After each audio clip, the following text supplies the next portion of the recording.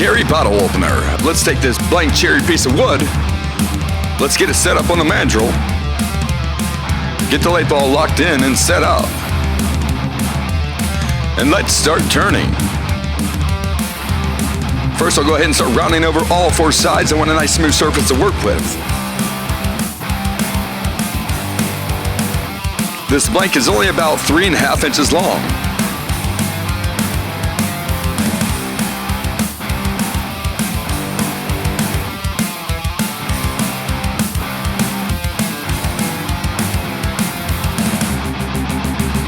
Then I'll start shaping out the top end. This is where I'm going to attach my hardware.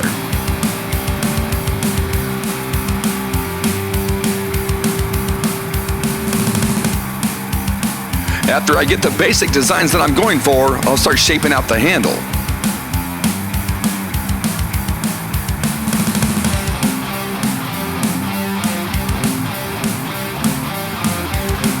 And then I'll start rounding off the bottom end. Cherry wood is always a good wood to turn with. It's one of my personal favorites.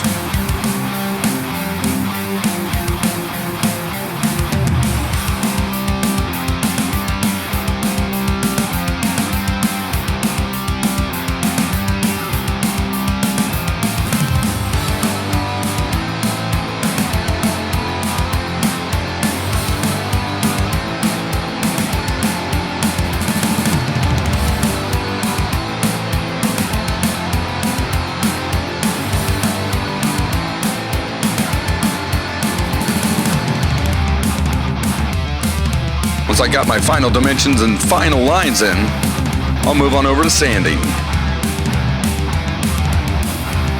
I go 80 grits all the way up to 340.